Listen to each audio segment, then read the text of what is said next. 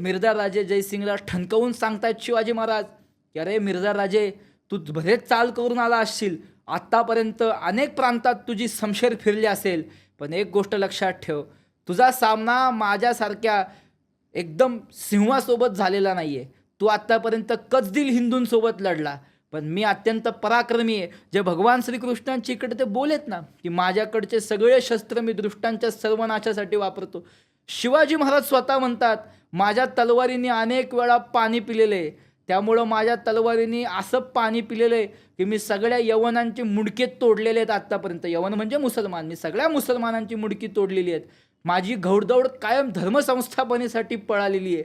आणि छत्रपती शिवाजी महाराज त्याच पत्रामध्ये म्हणतात की अरे, तू तर धर्मसंस्थापनेसाठी काम केलं पाहिजे. माझ्या मनात हेतू असा आहे की इस्लामचं बीजच या देशातून खोडून टाकावं आणि पुन्हा देवाधर्माची संस्थापना करावी.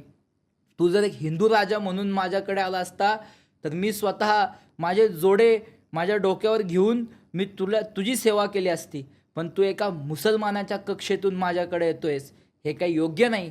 छत्रपती शिवाजी महाराज त्या एकजुटीच्या बाबतीत त्यांना असंच वाटत होतं की सगळे हिंदू राजे एकत्र करावेत आणि आपण धर्मसंस्थापना करावी.